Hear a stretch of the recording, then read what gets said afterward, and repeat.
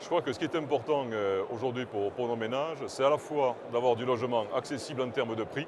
Hein, les prix de l'immobilier privé sont aujourd'hui bien souvent trop élevés pour leur permettre de devenir propriétaires. Mais ce qui est important aussi, et nous avons l'habitude de le faire, c'est de les accompagner dans leur parcours et dans leur parcours de vie, et notamment dans l'accession à la propriété. C'est tout l'accompagnement administratif, c'est leur permettre d'accéder aussi à la propriété avec des conditions de prêt donc tout à fait intéressantes, mais c'est aussi la possibilité, en fonction là aussi de l'évolution de leur vie, de pouvoir, si besoin est, notamment s'il y a des accidents de la vie ou des événements plus heureux, de leur permettre de se reloger ailleurs, différemment, de leur racheter les logements.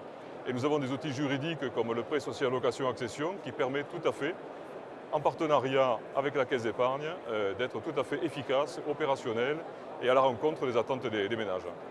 On a un développement qui est très fort, puisqu'en fait on a commencé, et nos objectifs étaient de réaliser une trentaine à 40 logements en accession sociale sur le département de l'Isère au niveau de notre société coopérative. Aujourd'hui on est à 100 logements livrés par an et notre progression aujourd'hui en carton, enfin des projets identifiés sur lesquels les permis sont déposés, on est à plus de 450 logements aujourd'hui en cours, avec un taux de commercialisation qui est très bon, puisqu'en fait l'année dernière on était sur 64 ventes, aujourd'hui à ce jour on est à 94 ventes.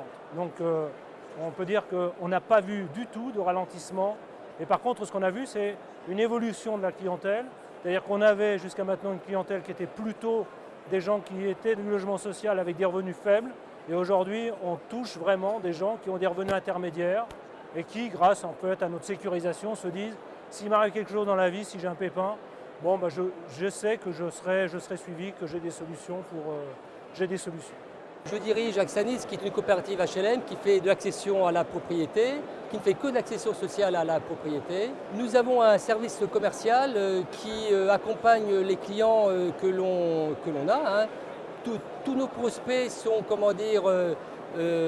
suivis. Nous faisons nous-mêmes notre propre découverte du client.